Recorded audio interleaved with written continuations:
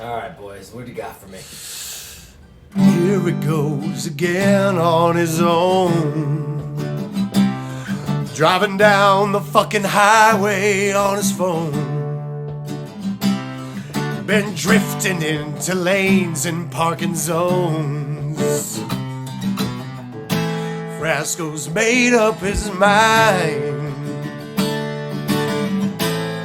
He's gambling with our lives. Here he goes again on his own. Driving down the fucking highway on his phone. It's the longest tour I've ever fucking known. Frasco's made up his mind.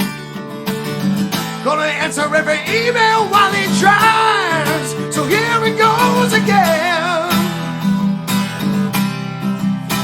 Here he goes again. Here he goes. Get off your fucking phone. Noted. Let's start the show. Everyone clap. All right. That was pretty good, boys. Not bad. All right, and we're live. Andee Frasco's World Saving Podcast. I'm Andee Frasco. How's our heads? How's our minds?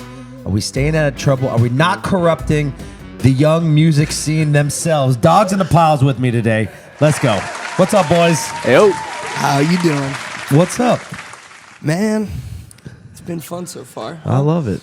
You guys are the best. You guys just sound so good. And it's like every time you just keep getting better. I'm not like your dad or anything, but I just see you guys grow up every year. Like, how old are you guys now? We're both 24, right? Yep. 24 fucking years old. What's the difference between touring with us versus touring with other bands?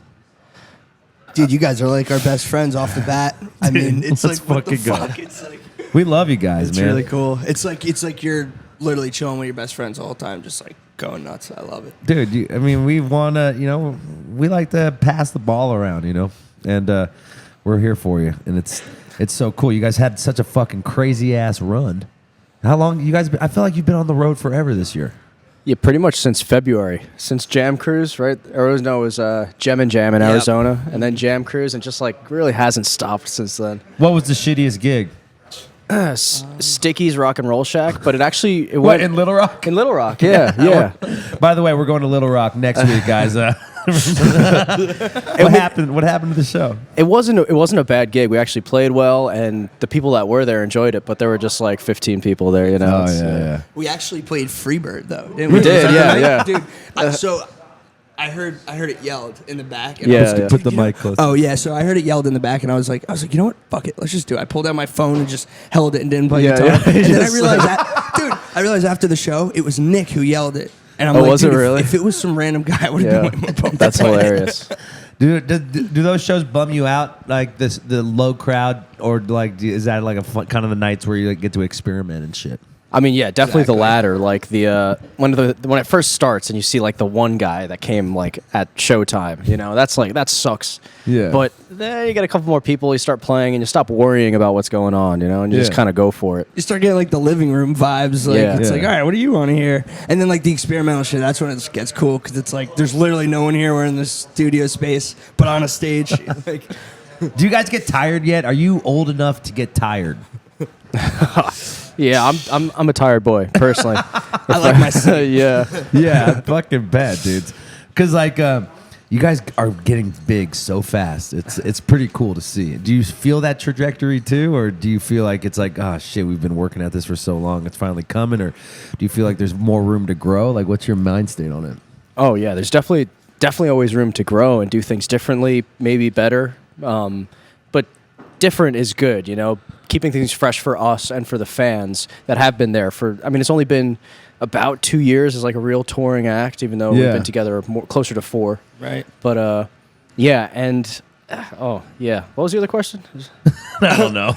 Dude, it's easier to like when we're it's easier to not think about like how things are going on the outside. Yeah. Right. Like to like Yeah. force it, because then like it's almost like it's the same thing every night, and you're just like focusing, and it just gets better slowly and slowly, and then at a point it's like, oh shit, now we're comfortable and we're able to do what we want. It's kind of a trickle too, like we start in the bars, and then you get to you do an inside pony thing, and it's like half full maybe, right? And then that grows and grows, but you're still playing 15 people in Little Rock right after you after you sell out the pony, It keeps you humble, right? That's what you're saying. And it feels natural, because we get to do the bigger rooms with like you guys. We just got off the Pigeons run, like we've been in some really nice rooms now, so we're starting to get that itch. Here we go. It was interesting too because we did those 2 big shows locally, like the Philly gig and the New York gig. Yep. It was headline, almost sold out, like where our hometown was, and then from that to going on Pigeon Store, opening every night is just a big whoa, okay,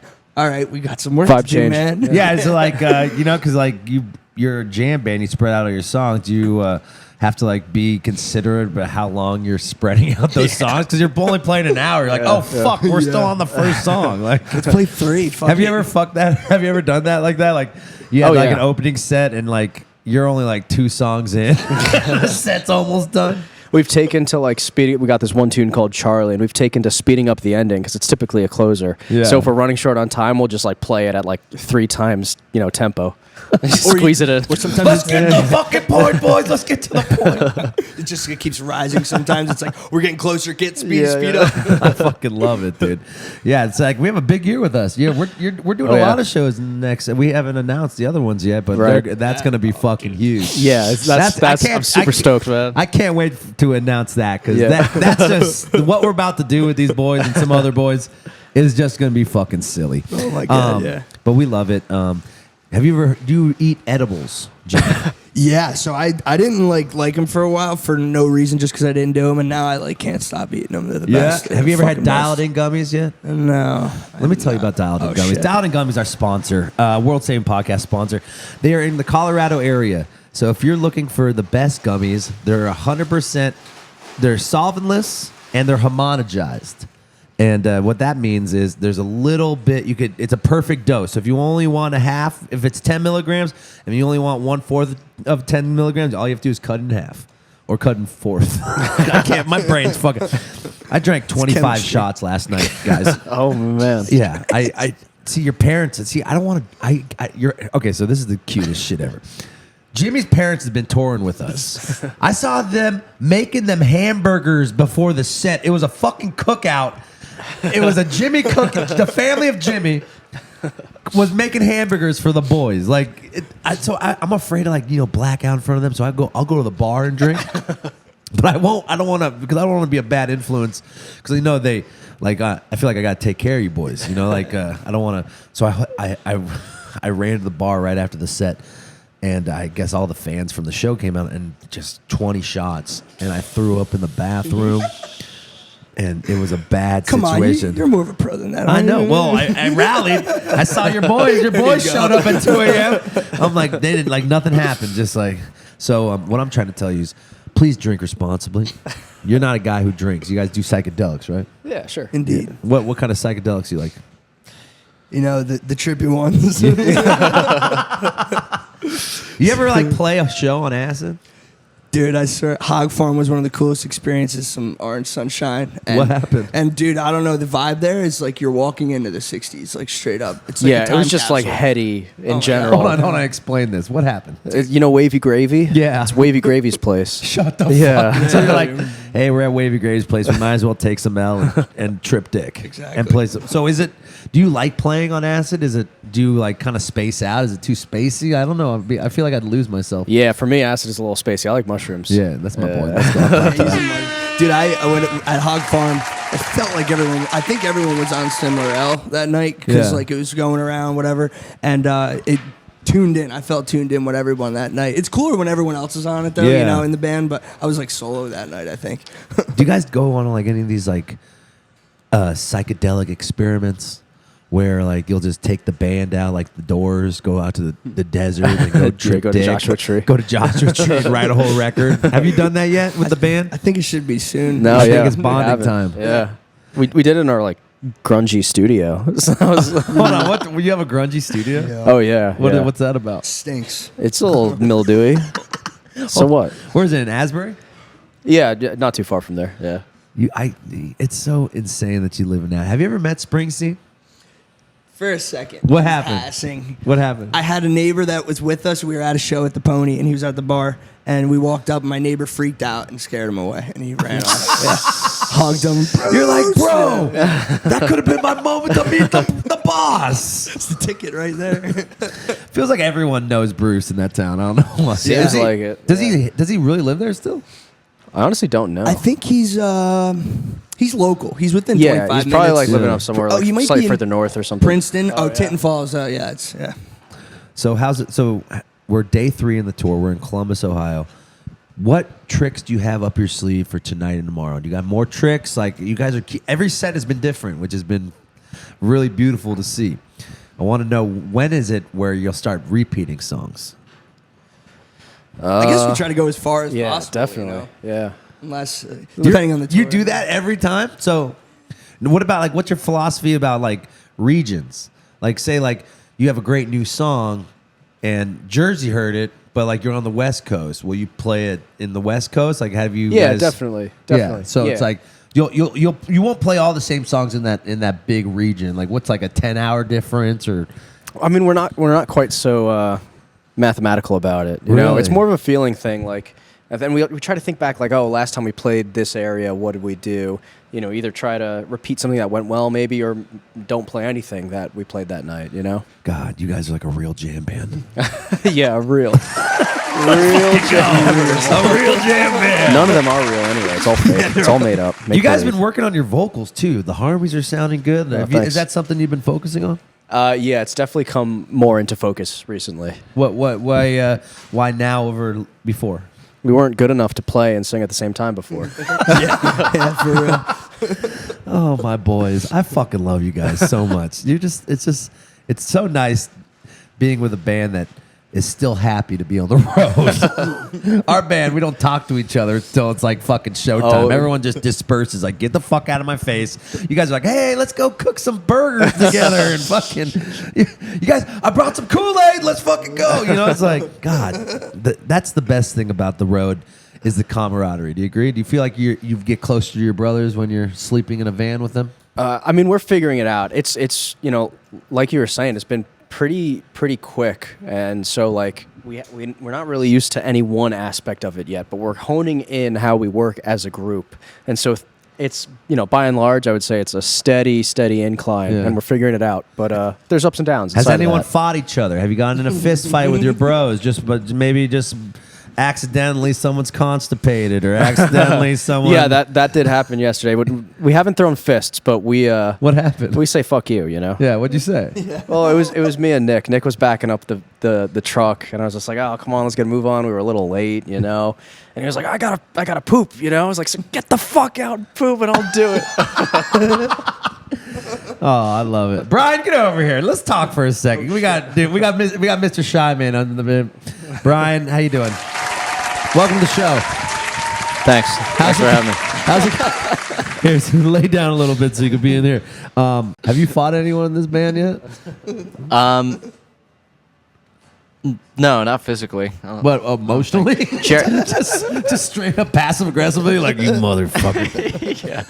Well, Jeremy and I like wrestled one time. What happened? On the beach? Yeah, it was very romantic. We were on the beach, and we were like, I guess we should wrestle now, and we did. Yeah, it was adorable. It's like that scene in Borat. We're a man. They start wrestling, and all of a sudden, these two dudes are just fucking each other on the beach. No. I mean, you never know. You still have a lot of years of being in a band. I've had my share of love making my band. No, I'm just kidding. I did have a threesome with one of my band members way back in the day, but we'll talk about it another time. You can't disclose who. Can't disclose. No, well, we were no, 24. You know, we were 24. We were young. That's kids. about our age. That was This is what I'm saying. You need to get into that experimental shit, boys. Take some acid. Run naked in the beach. Go out there and fucking find yourselves. Okay. I love you guys so much, Dog. So, what's your next tour schedule looking like? This episode comes out on Tuesday. So, where are you guys playing? We got 2 headlining dates. I guess if it's coming out on Tuesday this weekend, that'll be Roanoke and Raleigh. Oh, cool. Yeah, and then we got another couple of days off before our 2 big pony hits, 15 You're and playing 16. the Stone Pony. What, outside? Inside. Let's go. Yeah. That's fucking huge, boys. Yeah, and then also 2 nights, you see a fish after party on the 28th and 2 nights at Putnam Place for New Year's. Oh, you're doing Putnam Place Yeah. for New Year's? Is that Saratoga Springs? Yep. That's fucking awesome. Yeah, it's gonna I be fun. love that room. Yeah. That's a cool room. I love it. So what's on the agenda for a new Dogs record? Are you guys working on one? Not actively, but we are in the pre-production process. We're looking at recording dates in March. What does pre-production look for you guys? Thumb up the ass, mostly. Yep. He's trying to pick the songs that like we've been really annoyed that we haven't finished with yet. Like no what do you strategy guys? at all. You know, are lyrics important to you guys? Absolutely not. It's all about the heady jams, my brother. Exactly. If it's not a heady jam, it's not making the fucking record. Hammer-ons and bends. Ask Shawn. Hold on. He knows. Sorry, I keep fucking moving this camera, It's dude. okay. I can't keep my feet still. Don't worry. We love you guys. Be safe out there. Don't get into any hard stuff. No heroin, no heroin, no meth. Don't even do cocaine. Cocaine's not fun, okay? Trust me, I've done plenty of it. And you don't need any of that, Dewey, okay? It makes your sleeping bad, and it makes sex awesome, though. Let's go, yeah. That was the moaning one. Let's go. Nice. That was nice. Boys, all right. Go. I know you guys got to play in like 20 minutes. Get out of here. I'll let you go. And thanks for being on the show. Thanks, Dad. You love it. We love you. you, I'm Dad. here. Drink water. Drink water, boys. Dogs in a pile. Ladies and gentlemen, we have Katherine Blanford on the show this weekend or tonight. She's a comedian. She's amazing. She's one of the funniest girls I've ever met in my life. She's just such a sweet person, and I think you're gonna really love this interview. So stick around, and we'll hear you soon. All right, guys, I love you. Oh, and head to volume.com. Do you have any sets on volume.com? Yeah. What do you have? Did you say volume.com? Yeah. I don't know what the hell that is. Volume.com, live streaming business. You have a set on volume.com, I think. Yeah. So watch the Dogs play live on volume.com, and you could stockpile all of our podcasts on volume.com. And if you want to see these pretty young faces, I sound like a pedophile right there. See these hot boys. You see these hot boys' faces. Go check them out on volume.com. Okay, guys, enjoy Katherine, and we'll see you next week. And we gotta rock out. We're gonna rock out Columbus, right, boys? Let's fuck this shit up. All right. Hi. Hi, guys. Are you having fun? You look like every time I see you, you look like you're fucking just having a goddamn ball out I'm there. having a blast. I try and be cool, but I'm not cool. I'm just like I feel like the kid in like it. I feel like Clark Griswold, niece and nephew. Yeah, one right, of right. those kids. Yeah. I feel like that kid on this cruise right now. Because Rusty. Every other comedian we've interviewed, you could tell there's like inner darkness. With you, I don't see any darkness either. unless we could get deep into that. Oh yeah, for sure. No, there's not really. I forever and always have felt like I've just fallen through the cracks, and I'm like, oh, I'm not supposed to be here. Oh, y'all haven't figured this shit out yet, and so I'm just like, I'm about to get kicked out at any moment. Let's fucking live it up. I always feel like the kid that snuck backstage or something like that. I'm living it up till I wake up from this dream I'm definitely having. When were you funny? When did you start thinking like, oh shit, I'm funny? Oh God, from the beginning. The womb. No, I never thought I could do stand-up comedy. I did.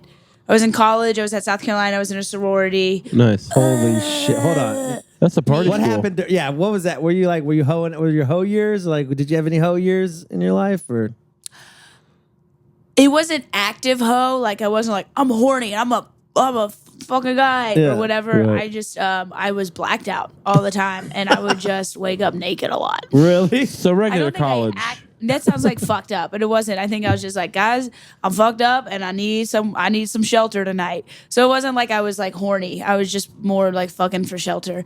I don't know why I said that. Okay, so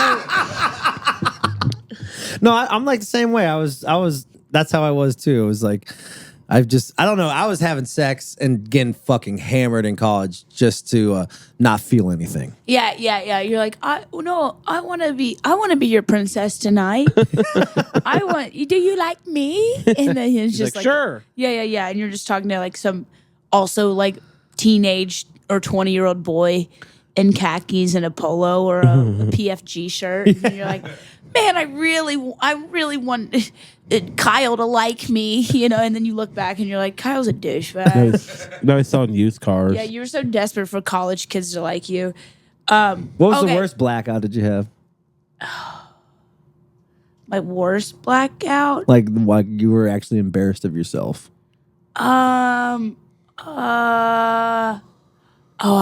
Oh, that's a deep dark secret. Then tell us the second one. This is so. I think I said I would never say that, guys. I don't think I'm gonna say it. Let's say it. Talk to us. No, you guys. We're musicians. Like your darkness is probably not as hard as our alcoholic darkness. Y'all are gonna go. No, this is gross. I'm ready for it. Like poo pee pee gross. I'm ready. Hell yeah. Are you hated it already? No, I'm in. Guys, you're gonna look at me so differently after I say this. I can't wait. I always said I was gonna take this to my grave. I was so bad. I was addicted in college. It was not prescribed Adderall, but everybody under the sun was because they were whites. Yeah. And so they had. They're like, "You're white. You got ADD." Yeah. And have Ritalin. so I would just be like taking my friends' Ritalin or their Vyvanse or their Adderall and also whatever pill I could get my hands on. So sometimes it was a 60, sometimes it was a 20, whatever the fuck, whatever I could get my hands on that night. So I remember I was in South Carolina and I came home to Kentucky to see my family, and I went with my mom and my brother. We went and had food at an Ethiopian restaurant. And then I went down to Lexington, Kentucky to go hang out with my friend who played volleyball at UK, and we were with all these athletes. Like, she played volleyball, she dated like a soccer player from France. And I just remember I took an Adderall, and like when I took an Adderall, it was like immediately I black out. And, really? And it was like, I'm so weak. And this is so gross. I just remember the next morning, like waking up in her bed in one of her dresses and was like, have you ever had that feeling?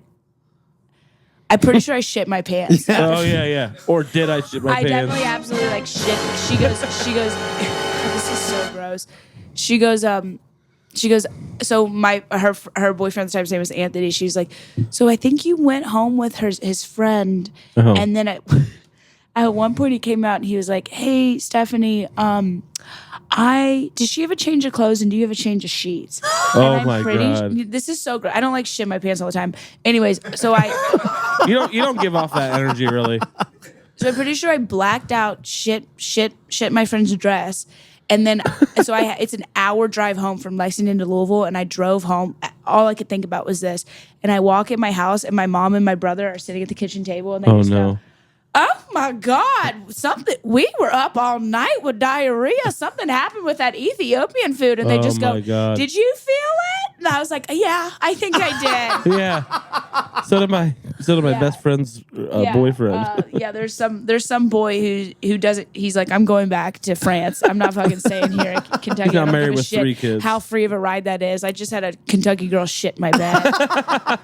She can't handle Ethiopian food. Oh yeah. I mean, I'll admit the time I shat myself too. Then I was on one of these cruises, and I was snorting Adderall, and I was drinking. You know, the all-inclusive cruises are just the shitty alcohol. Yeah. Yeah. And I woke up, I was throwing up, and I guess I passed out by the toilet, and then I also shit myself. So I was throwing up and shitting myself. Because you had like food poisoning or alcohol. Yeah, it was alcohol poisoning for sure. But like, you know, when you're like just trying to get it all out, and you just it doesn't feel like vomit is throwing up, so you push harder, and all of a sudden you shit yourself too. Yeah, I know. I don't talk about poop this much, but I'm so excited we're doing it. Yeah. Okay. Yeah, I know. Two things. I have a theory. Have you guys ever almost got poop your pants in Target? Yes. I think they pump something into the Target air because First of all, it's Starbucks right when you walk in. I know, but sometimes I don't even have the Starbucks. But I can't. I have thrown so many panties away in the Target bathroom, Oh my and then God. this is so gross. I don't talk about this much, but I feel so free on this ship. I guys, I can't believe I'm talking about poop so much. That's fine. But, I have truly, it's probably happened 6 times, and then I've gone and bought a pack of Target underwear, and I'm like, they did this on purpose. They're I know Gilligan or whatever their underwear brand is. I have a lot of it, and I wasn't going to Target for underwear that day for sure. It's like Poopamones. Yes, I think they pump some, like, you know how like in casinos they pump oxygen or whatever. Yeah. Target is pumping some poop. Laxative in the air. Have you ever been afraid yes. that you're going to poop your pants on stage? Yes. A couple times. Yes, when I'm drinking too much. Do you, like that's actually one of my worst fears. Really? And I think it's like a nerve thing. I think maybe like if you're like excited and you get that like anxious for sure gut kind of thing. Oh yeah. But they say when you're on stage the adrenaline like keeps you from doing it. But one day that will happen. Like I'm so afraid one day to like just have. I'm just like I'm committed to an act out, you know what I mean? And I'm like into the act out, and all of a sudden I just go too far, and I know I've pooped my pants, but I have like 33 more minutes on stage, and then I have to contemplate. The first do joke. I just say it, or do I just like or do I keep going with my set? And I'm like, and then in the middle of my set I go, guys, who fucking shit their pants? What are you dudes out there? And then because then I'm like, well, that's a great riff, and that's a and that's an Instagram reel. What about like when you're like, what about like, have you like, what was the biggest nervous feeling you've had during a show? Like opening, maybe it was your first big arena show. I mean, you've been doing arena shows now, or was it like your first time doing stand up? What was the first time you really was like, I don't know if I could handle this, the anxiety, or do you not get nerves like that? No, I get bad nerves. Because I didn't grow up like a theater kid. I didn't grow up performing on stage. So it wasn't until my 20s when I started it. Really? Yeah. Oh, wow. I was college. I forgot to say this. It was a fraternity, and they had like this competition every year called Miss Venus. It essentially was like a pageant, and every sorority had an intern, a girl, and you had to do like a Q&A, and then you had to do like a talent, and you had to bring in one of the pledges. You were assigned a pledge, and the pledge had to do the talent with you. And I've seen it before, and that's so gross. Why would you do that? But people always did like sexy dances or something like that, and I couldn't dance, and so I wrote a opening monologue. Remember Chelsea Handler had her show Chelsea Lately? Yeah. I wrote an open monologue like I was Chelsea Handler, and I roasted all the frat guys. And then we wrote a sketch like we were doing an interview, and he was Charlie Sheen at the time. Yeah. Remember when Charlie Sheen was winning? Yeah. Tiger Blood, the Tiger Blood era. Tiger's Blood. Yeah. And I won, and I was obsessed with it. That was probably one of my like that, and then like I graduated, and then like I was like, I think I did stand up comedy then, and I could not get it out of my head, and I started doing open mics like shortly after that, after I graduated, and for the first 2 years, it wasn't about like learning how to write jokes. I truly had to like just figure out how to stand on stage in front of people, and not like if you put a finger in the back like on my tongue, I would have thrown up on stage in front of people. Really? Yeah. I had to just like my first 2 years was just fighting stage fright before even like learning how to write a joke. Did you feel like you were more funny then without overthinking, or do you feel like you needed the chops to like actually like write bits or not? Oh no, I wasn't funny at all. Really? I wrote like hacky shit that I thought, you saw on the internet, and I was like, I was obsessed with it, but I didn't know how to do it. And then one night, it was open mic in a basement in Atlanta. So we was like in a basement, and they had like a spotlight. It was like, it was such a weird setting. And I just, my mom passed away. I was 22, and I started comedy like a year after that. And I remember I like kind of had this bit about like it was hard. I had to dress her for the casket because I was the only girl, and I was struggling to figure out which like dress to put her in because I was like, we're the same size, and if it's cute, I want to keep it. Yeah, you don't want to waste it. Was your mom hot?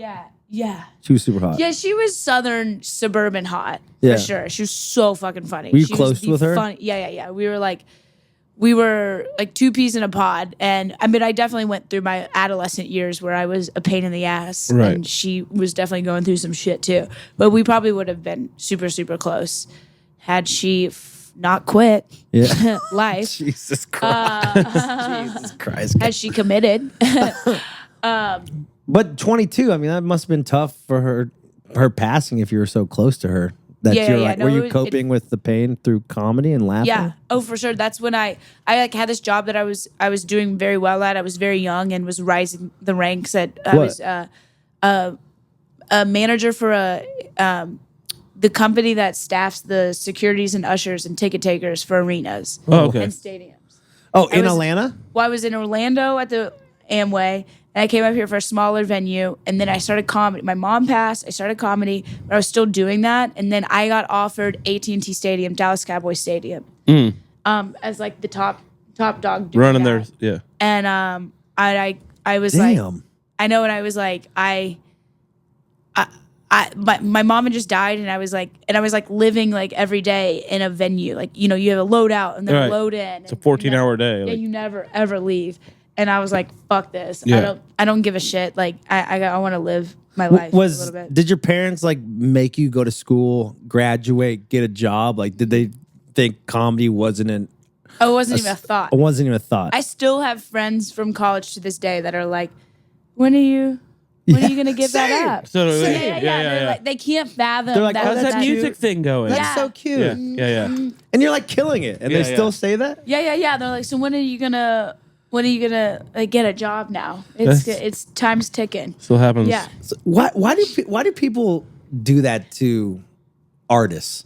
They don't think they need art so bad. They need music. They need comedy all the Right. time, but they're still not taking it seriously as a job. I think it's a hard thing to fathom. Like, I think there's people, like, I have one of my best friends, Tori, she's an architect. She just does, our brains are too different. We Right. might as well be like two different species. Like Right. she cannot wrap her head around, like, she's great and she's doing great in life, but like, she's like, I budget and I da-da-da, and Right. here's my plan for the future and da-da-da-da-da-da. And like the way I live my life would be, I think she would be suicidal. Yeah. Like she can't like fathom. She's type that A. life. She's extremely type A then. Yeah. And it doesn't even. We essentially are different species, I think. But were you like that as a kid? No. I mean, I think I was. Yeah, I was definitely like doing I was always playing like pretend shit. You Yeah. know what I mean? Like, Same. and when everybody else had moved on, when everybody else was like moved on to sports and Yeah. shit, and I was like, no, I still want to play horses. Yeah. Right. And I would play. This is fucked up, but I played homeless with my little brother a lot. Hold on, what is And, homeless? Well, Like it you'd just- pretend homeless? Yeah, because it looked like an adventure. And, It is. And we would, no, this is fucked up. We lived in a neighborhood, and I would put my brother in the red wagon because my parents both worked. And so they didn't know what we were doing. And I would wheel him up to the front of the neighborhood, and we would, okay, I'm not making fun of it. I was a naive kid. We would get cardboard signs, Oh my God. and we would go, we'll work for food. And like people drive by and see him? Yeah. There's something. There's something about a kid. I've been trying to work on a bit about it. Those kids that played like make believe games all the time, but they were always like tragic situations. Right. I don't know why it was like this like you forever always wanted to be the damsel in distress. I don't know what that is psychologically, but like it wasn't like cute games. It was like. Save me. We have to put food on the table. We're gonna starve to death. We have to survive. Like we was always like playing survival games like that. I don't know why. I Were you a just- latchkey kid? Yes, for sure. Maybe that's part of it. you just were like, Let's I just want be- to. I want to suffer. Exactly. Yeah. Did you have friends when you were kids? Huh? Were you a loner when you were a kid, or did you have friends? What do you think? I mean, I think you was had the friends, same way. actually. I didn't talk. I mean, I would just do all this fake wrestling and fake talk to myself in the mirror and shit, and just like I would do crazy shit. And I realized, oh yeah, I was just lonely. I think like Yeah, like but like, did you have siblings? I had 2 older sisters. Were they doing that too? Or were they just like doing like normal kid shit? They're doing normal kid shit, but they're 8 years older than me. Yeah, so yeah, like yeah. I didn't really get to have a childhood with them. Kind of like being Yeah. an only child, pretty much. Yeah. Yeah. At that point. How old was your brother? I had one that was, I still do, 2 years older, and then one that's 5 years younger. But Okay. but both of our parents worked, and we were just alone all the time. And I think there's like people that have imaginations, and then people that are like task oriented. Yeah. And like they're like I was very much more like an imagination. I always wanted to play, and my brothers were like, dude, I was such a black sheep in my Really? family. They're like, you're a fucking weirdo. Yeah. Were you always beautiful? Thank you so much. Yes. Go on. Yes. I mean, Ask more about that. yeah. I mean, like it's like I don't know when, like maybe people were intimidated to hang out with you because you're always so pretty. Oh, that's very nice. No, I wasn't. I was a very awkward kid, and my brothers were. They weren't interested in feeding that beast at all. They were like, Calm down, bitch. yeah. No, they- You're ugly. You're even- ugly. Oh, they hate it now. Even now, like, I'll go to family functions and I'll have my dad's 1 of 10, so on that side I have 70 Damn. cousins. Yeah, and there'll be people like I don't know very well, and they'll be like, "Oh, Katherine, it's so cool to see you." I tell people da da da, and my brothers will be like, "Yeah, right. This is bullshit. Moving on. Let's take a shot." Like they can't. They don't want to live in the. Maybe they're jealous. I don't think it's jealous. I think it's just like I have an annoying sister, and I can't. I don't want to hear other people fanning out about her. Oh, You don't know the truth. Yeah. Like if we went out, like I remember as a kid, and somebody would give me a compliment, my mom would go, "Well, she's meaner than a snake." Like it was a. I like that accent. That's a very Kentucky accent. She had really, why don't you have a Southern accent? She does a little. I don't. I feel don't know. like. Because both my parents grew up on tobacco farms. They're very Oh. very farmer. And then I went to South Carolina for school, and then I was in Georgia. And so it doesn't make sense. I should have Yeah. like all these different Yeah. Right. kind of Southern accents, a combination of a cocktail, if you will. I don't know. When I go home and I talk to my family, it'll come back. Yeah. But it's very weird. I think I just didn't. Did you have like very like Elizabethtown? You know, have you seen the movie Elizabethtown in Kentucky? That movie. Like Was family. it Kirsten Dunst or It was something? Yeah. Kirsten Dunst, Orlando I Bloom. remember The guy it. yeah. What happened? It was just the dad died, and they went back to Kentucky to see all 20 like the Right. big family reunions. Like if your dad had like 10 how big were your family reunions? Oh, they're like we have to go to a park or something, or like a big venue. So you had family reunions? Oh yeah. You still I did all do? the time. Oh yeah. So what's it like going back to say, hey, I'm a comedian in LA? They're Like, what's that? my family's so like they're the sweetest, most Southern people, but they don't. That doesn't even faze them. Like they can't fathom that that's really a thing. Right. They're like, well, that's a cute thing that you're doing. Ken. Right, exactly. Like people are so sweet and Southern and like Bless your down heart. to earth. Yeah. That you're like, no, I'm doing like big shit, and they're like, well, sure, you are, sweetheart. Yeah. Do you want some more corn? Like it doesn't. It's gotta be like fucking annoying to go to the family reunions when people are just like belittling your dreams. Oh no, they're like, no, it's. I love it because like you're in LA and there's people like, I gotta get this, I'm this, and everybody's feeling like no one Yeah. recognizes Right, their right, star, right. and everybody's like anxious or whatever. Right. And then you go back to this and you realize like, oh, there's a simple life. Everyone where, here like, isn't completely desperate. Right. And there's like good people that are just simple and kind-hearted. And you go, Katherine, you're not. You shut up, you little meaner than a snake, bitch. You know. Yeah. Stop acting like you're that important. And See, you're not. exactly. It's a good like.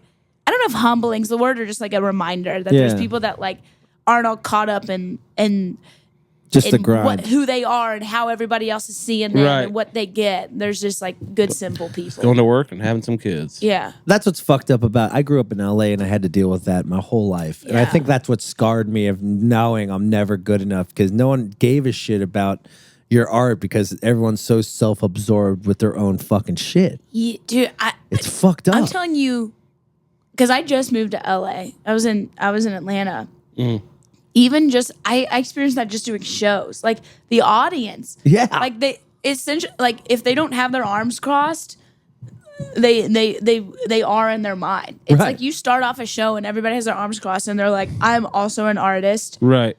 Let's see what you can do. I can probably do all of that too. Like that's kind of feels like the attitude. Oh yeah, I totally went to LA on the karaoke. Sean Payton saw me, and I was just like this, watching a comedian sing. He's like looking at me like, bro, stop judging a comedian on the karaoke. Another Who shit. doesn't want Right. what you have? Not gonna take it. Nashville's like that for music too. I feel like whenever you play in Nashville, they're very much like that. Why are we I don't know so about comedy. passive aggressive too? Like everyone's like so passive aggressive in fucking LA too. But it's like Pavlov's dog. Is that the word? No, that's not it. That's the training with the bells. Yeah, you get what I fucking mean. No, it's like it does it to you. Yeah. Because everybody is. You're seeing somebody else who's desperate and wants stuff, and you're like, well, I gotta be like that too if I don't get stuff. Yeah, I mean this is a Life's weird, dude. Art is, it's a fucked up thing where like the best stuff comes when you kind of let shit go, right? And you kind of like take your foot off the gas pedal and you can appreciate shit. And I think that's when you create the best shit. But then you also have to like be reminded to put your foot back on the gas pedal and be hungry and relentless with shit. And it's just this like back and forth that it turns you into a monster. Right. Yeah, you're like constantly desperate. How hard is it to let things go for you? Yeah. I've never let anything go in my entire life. I remember everything. What's something you still think about at this age? A million things. This is so fucked up. I keep saying I'm not going to talk about it anymore, but I keep talking about it. No, I can't talk about it again. I keep saying I'm going to. I had a boyfriend in high school and I cheated on him, and then he hooked up with this girl who used to be from my hometown, but she left to be a model and she'd come back and visit, and she grew up to be Jennifer Lawrence. Oh, my God! I've heard of her. I was told that story like 3 times on podcast, and now I'm scared to go back home to Louisville, Kentucky, because people are like, you're so obsessed with Jennifer Lawrence. You have to let it go. You have to move on. But like, what if you see her in LA? She's so far beyond me. She's gonna be like, oh, cool. That one party that I hooked up with your plebe boyfriend. I don't give a shit. Yeah. I'm gonna go. I have $300 Was she your million. friend though? No, that's this weird fucked up thing. She well, she was like, she would come back, and she was from Louisville, but she left, and she would come back, and her cousin Carrie was like a friend of mine within the bigger circle. But I really should just fuck that. Be catty. I'd be catty. No, I should just move on. I think she's doing all right. I know she's doing all right, but I think I've always said that's actually probably why I got into comedy, because I remember like always wanting to do theater and like act, but I was too afraid to tell my parents that, because they'd be like, "You come on," and I didn't want to be embarrassed. And then you're like watching this girl who actually ended up like living out the things that you were not brave enough to admit that you wanted to try. Yeah. Right. And then she also hooked up with your boyfriend that you cheated on. So it was really a big dagger in my heart. But I've moved on and I don't give a shit anymore. And I practically never remember that it happened. Were your parents still together until your mom passed? Yeah, they were, and they shouldn't have been. Really? Yeah, it was pretty fucked up. And then my dad remarried a woman. He engaged or proposed to her like, I think maybe around a year after my mom died. Yeah. And then she didn't want to live in the house, my family house. She didn't want to be around my family dog. Wow. So like my mom passed, and then like within a couple years, my dad got rid of all my mom's stuff without telling me. What? Oh, he didn't even give you a chance to take it? She wanted him to get rid of all the stuff. Right. Yeah. And then he sold my childhood home. My dog, he like kind of kicked out of the house. He had to go live with my brother in college. And like this. What? No, this woman's. Do you have abandonment issues? Probably. Yeah. I don't know. I haven't lived in the same home for for over 2 years in the past. same. Like the same. Like I've skipped homes, whatever, like apartments, Yeah, or same. rental stuff. For probably like 10 years now. Again, I'm like, I don't know. I'm more happy on the run. Were you a serial relationshipper? Like, were you always it's in weird. relationships? I'm like always been in like 3 to 4 year long relationships. Really? Yeah, I know. Yeah. Is this your longest relationship? Yeah. How long is it? 3.5. Holy shit! I'll clap to that. That Let's seems go. pretty That's healthy. improvement. Let's go. That seems pretty healthy though. But stepmoms is a hard job. It's a hard. But they were like, I was like 25 when they got married, so like she didn't have to yeah. do anything. She's just a bitch. You know what I She mean? was just a bitch. Yeah, yeah. I applaud people that are good women or men who like want to step into a family For that's sure. already established. That's a hard thing. For sure. But like, you know, when you're just a fucking evil human being, and Yeah. you get rid of all the kid shit. And you know, after the mom to be dies. fair, they do come in on it's not an even playing ground. Yeah. All the kids are going to automatically not like them at first. Yeah, but, yeah. you know, other step parents are cool. People know. pull it off. I know. I always, I think I'm going to be a lesbian in my 40s, probably Nice. at that point. And then I know I will be a stepmother at some point. The marriage won't last, but I know I'll be a stepmom. Have you ever been with a woman? No, I haven't. Really? So yeah, but I always thought I was going to be gay, but I'd never been with a man. I think the same thing. I think I'm gay without Yeah. the sexual. Yeah, like if I could be asexual, that'd be fucking perfect. I think for I'm me. asexual. Yeah. Is it Yeah. hard for you to like be intimate with your dude now after 3.5 years? Just rather not, just be fun with it. Yeah. I'm just down. I'm like Just a plant? Yeah, I'm doing like jokes through it, and he's like, dude, come on, it's 4 minutes. Can you just Right. can you just shut up for 4 minutes? You don't need to be doing Yeah, bits. yeah. Maybe it's the intimacy thing. Probably, Maybe we're oh. scared of intimacy. 110 billion trillion %. What scares you of intimacy? I don't like to be like vulnerable or because like I'm like growing up, like my family, like when you cried, it was like, haha, I got you, I Right. beat Oh, you, yeah. I broke you down, yeah. Oh, I grew up like God. that too. Yeah. So I think it's like you're so afraid to be like because you feel like you lost. Are you more alone on the road or off the road? I honestly, that's an interesting question.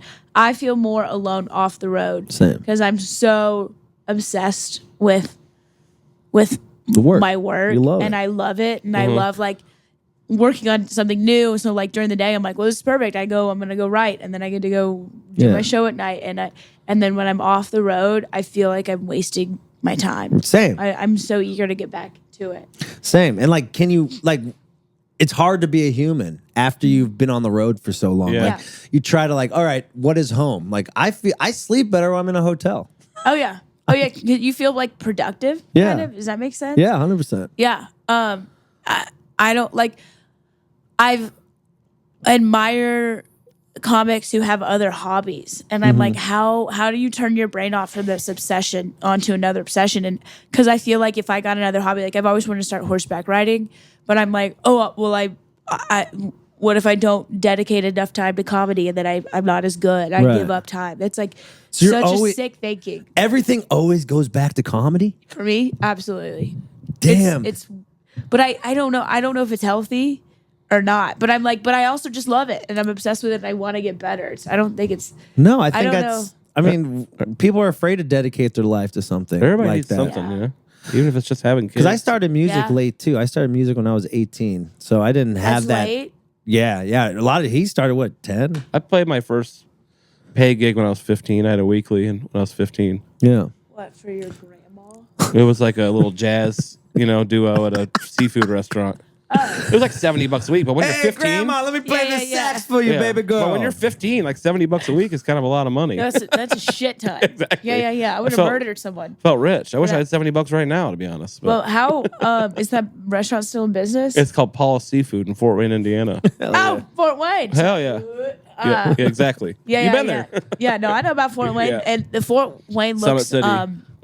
Fort Wayne, when you drive around and everything still looks colonial. Yeah, it's kind of because it's an old city. It was like from the 1700s. Yeah. French and Indian War. It was a You- fort. Yeah. It's a little offensive. I didn't build it. So Yeah. I just lived there. So you Yeah. can say whatever you want about it. I love it. There's some a lot good people there, though. There's a lot of columns. A lot of columns. There's a fort. There's there's still there's remnants of people being slaughtered. Mostly American. Yeah. Native Well, you Americans. said it. Yeah. Were you raised poor? No, I wasn't raised poor. I was super middle class. Super middle class. Uber, like the most middle class you can be. Why'd you pick South Carolina to go to college? My brother was 2 years older. He went to Lexington. He went to UK in Lexington, which was an hour south. And so my junior and senior year, I was like driving down there almost every weekend and going out to visit my brother. Right. And I was still in high school and had a reputation on the college campus already. Yep. And so I had to get the fuck out of Kentucky. I can't go here. I'm already popular. Yeah, And I figured out a way to get in-state tuition in South Carolina. And Yeah. I You just did? That's cool. yeah.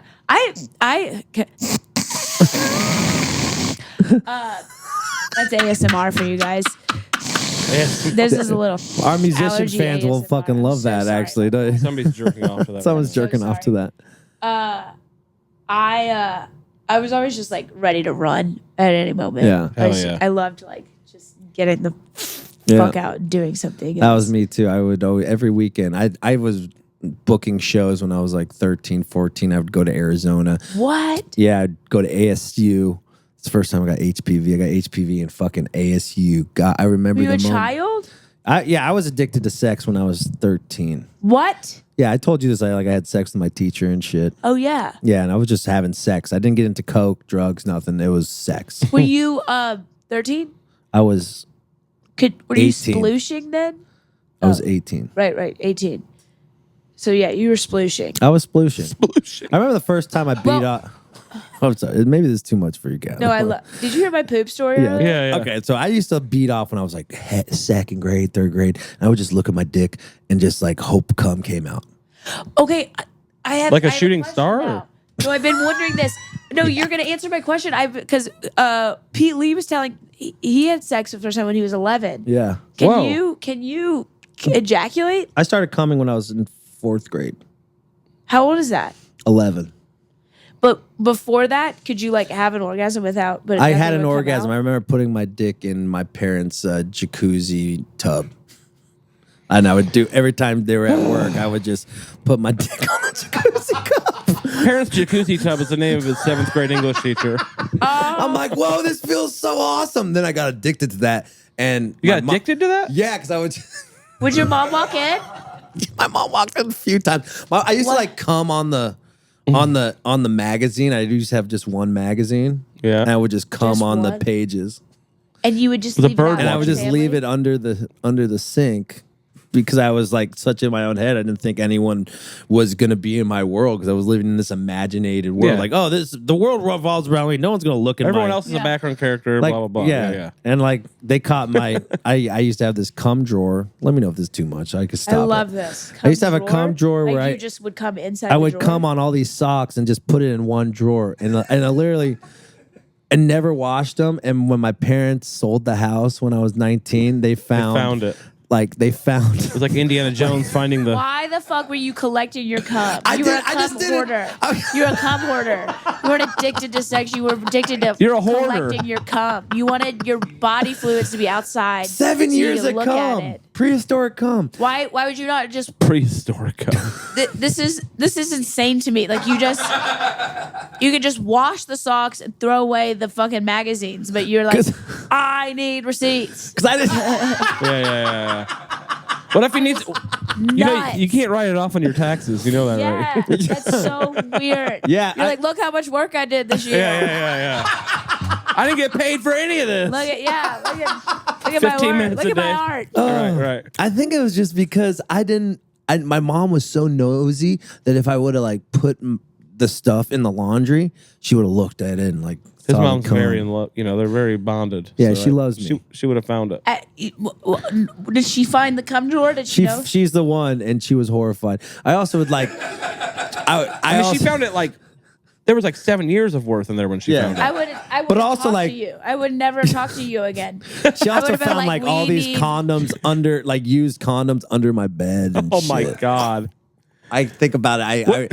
I am so embarrassed. Like She doesn't look me in the eye now. No, I wouldn't What if your either. parents just gave you your inheritance right there? Like, we're good? She's like, did I birth a 40-year-old porn Exactly. addict? Because I Why- worked at like I grew up in the valley, so like my jobs at high school, I worked at like a porn house. Like I was a security guard at a porn house when I was like 16, 17. And What? Did your parents know? no, but they went to the house once for like a dinner. I took them to dinner. I was like kind of proud, like, oh, I'm in this mansion.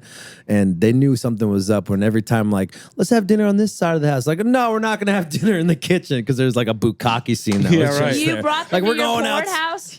We got to do it Because later. it was in my neighborhood. It was in the valley. I lived in West Hills and it was in Canoga Park. We got to wait till the wind's blowing east. You were 16. Wait, this is so... Dude. This is why I'm on the run too. No. Running This is from why his cum you- I'm drawer. running from my You my should past. be. Cum You drawer's should behind be. you. My shit was so vanilla. You... Yeah. Okay. Okay, so... Oh, you're it gonna was after just- this boat, we're never gonna talk to each other ever So again. this huh? is dude, I got... If you need extra drawers, I have... If you filled up your drawers in your cabin, I can give you an extra drawer. So there was like a mansion in... So there was like a mansion... I don't give a shit. I own it. A mansion in your house, in Yeah. your neighborhood. Yeah. And they were like, we do sex on this side and we do fine dining on this side. Yeah. Like Olive And then- Garden. Yeah, Like Olive Garden. Like Olive Garden. And then and you were 16 and they were like, hey, what a perfect age for a bodyguard for a sex mansion. Will you... This was when I was 18. So this is when I was 18. And I had a manager. I guess in my head, I'm like, I'm going to be a musician. I need a manager. And the only manager I knew was this dude who managed porn stars. And I was like, all right, he can great. manage my music career, I guess. And He's got vision. he's got vision. And he didn't really. And so I had a summer off. He's like, well, you could work at this porn house and you could live there for free. And we'll You pay lived there? I lived there for 3 months. Did you have a cum drawer there too? No, Not the porn What? house, just not your the parents' porn house. Just What? yeah. Was it people just constantly having sex? Yeah, it was really weird because it was like, $10,000 budget film. So it was like there was a catering crew. There was a new crew every day. And like the girl porn stars would all roll in like Mercedes and BMWs, and the dudes who were fucking the girls all rolled in like 1992 Civics and shit like. Oh, there is equality. Yeah, women. Yeah, But shout just out- in shout the out- wrong industries. Not the wrong industries, but Well, they're making 78 cents on the dollar to what the men's are making. yeah. But then it got weird. Then it just got too much. So what would your hobby be if you or I want a horseback ride. Horses, yeah. would you make you be so obsessed with it that you'd make it your job?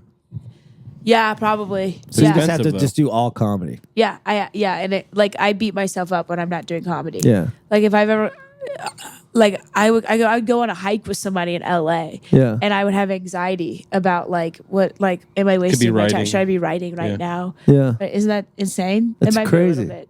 You can write while you're hiking. I know.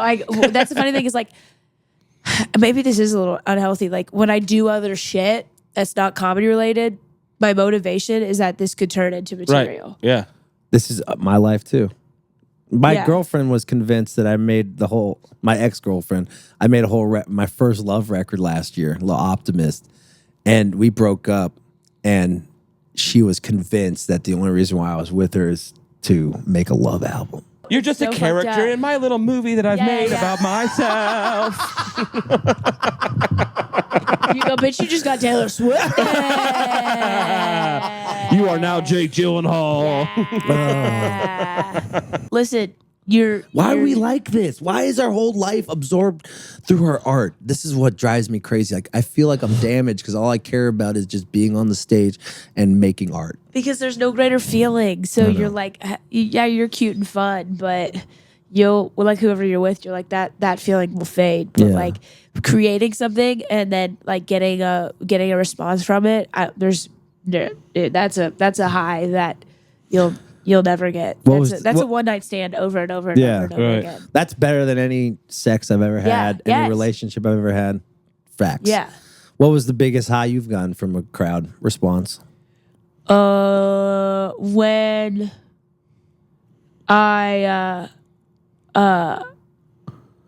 I I just remember, I mean, God, so much. But I remember I did the Tonight Show. And, Really? Yeah. And I just remember like afterwards, Jimmy, like I did my set. And he was really nice. He was complimenting. And then afterwards, this isn't a crowd. I was like on such a high, and I like went back to my room, and we were like packing up to leave. And then I just hear a knock on the door, and I look up, and Jimmy was like standing in the door. And like this has been like 30 minutes after the set, after the show. And he just goes, he repeated one of my tags to my jokes. And he was like, that was so good. He's like, you have these like very quick, like throwaway liners that are like really funny. And I was like, oh, you remember that. You do like a subliminal thing almost. Yeah. I noticed that. You like will subliminally add. Yeah. But it was like he had remembered the joke and had been thinking about it for 30 minutes and like came back. And that was like You made it. that Like, was just a weird moment where I was like, because you never like think, I do still think this, like I said it, but like I don't think I'm great. I think I've fallen through the cracks, and I'm just like, I'm here till y'all figure out I shouldn't be here. Yeah. And it's like those little moments is when like it's like I feel like the universe is like being like, bitch, You got this. You got it. You deserve it. Yeah. It's like a full circle thing. Like you've always felt like you never deserved to be there. Yeah. And then Imposter fucking syndrome. Jimmy Fallon is like, crazy. let's go. I'm not clapping. Was for that. he Let's drunk? go. Let's go. He was drunk for sure. Yeah. He remembered my That's name. his Didn't thing, remember right? my name. Yeah. So He did. he did. He was so nice. Yeah. That's he was fucking great. amazing. So now you're in your prime. You're gonna get this shit. I also want to, before we leave, I know it's been an hour, but you got to tell me about this salmon coming on you. Oh, true story. I have the picture. I'll send you the What? picture. Wait, me the hold on. Say picture. that again. Salmon coming This on you. salmon came on her. Yeah. Is that How real? did you know? Did you? Was did at you the see show, my set? yeah. We were actually in Juneau, Alaska. My brother lives in Juneau, Alaska. Oh. And do you know salmon turn? You know about this? They literally turn. Oh, yes. Like, Yeah. They come up to spawn, and after they spawn, They die, They're literally like they just give up. They Yeah. stop eating and they decay. And they're called turning because they're no longer silver. They're like a gray Right. color. And so we were like, there was a bunch of salmon there, but they had come up to spawn. And I caught one, and I think he was just under so much stress, like freaking out. And he had like swam all the way upstream, like carrying all his sperm to deliver. Do his And job. And it was just too much stress. And he was like, fuck! And he released it on me, and he came all over me. What does salmon cum look like? It's straight. It is human jizz. I'll show you a picture. How of it. much is there? Wait, can I? Yeah, bring Okay. it. Bring it. It's the amazing thing is you trying to make this into a bit is the best. My phone's dead. Okay. I have to. You'll send it to me. Send it to me. But Were you freaked out? Was it quivering? Like what was it? I felt so. I was like, we got to kill him right now. Like we killed him immediately after that, and tried to eat him after it. So I mean, I absolutely manhandled the shit out of him.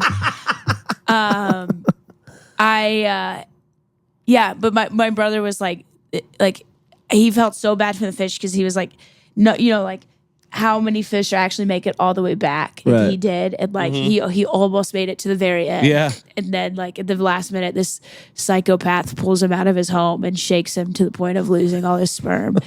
And Maybe I he's love the into it. line when I go, I did it again. I found a man and I squeezed the purpose out of him. Yeah. It's just the saddest life, that guy. He was probably so proud of himself. And then But it maybe ended. like that's the ultimate dream to someone dying after they come. Yeah. You know what? Um, Yeah. I I would mean, love to like come and then Praying die. mantis and kind then of do that. die. Yeah. Just like an alien's holding you, and you're like, I'm so fucking nervous. I'm gonna come, and then they're like, and they hit you over the head and killed you. Would you fuck an alien? Anything for material. Let's go. We'll end with that. Thank you so much for being on the show. Thank you, It's been guys. wonderful. I got my final question. I always like to end these questions, this podcast with that. By the way, thank you for being vulnerable about that stuff. I know it's hard to talk about. Oh, anything. Shitting yourself and stuff, and I appreciate it. I can't believe Can't I wait to said go to that Target with you story. someday. I can't. Yeah, I'm. Next time we hang out, if we're in like a Kansas area and we're in the same area, we're going straight to a Target. If you're constipated, I'm do some Target I'm trying to laps. see That is a shit thing. yourself. Yeah. Bookstores are like that too. I've noticed. Yes, They have that too. Yes, it must be the coffee beans and I don't It's know. something. I don't know what it is. This retail keeps it moving. It's like magnesium. I think they want, I think they don't want you to linger that long. Gotta be something with the lighting too. I don't know, but I think this is the sole reason Target has been in business is their underwear sales. Well, thank God. I got one last question for you, and then I'll let you go. Get back to your party. We should hang out today. Nose. Blow your nose. We got you some. Oh, thank you. No, I'm not gonna blow it now. I made it. You made it. ASMR. You did the whole thing.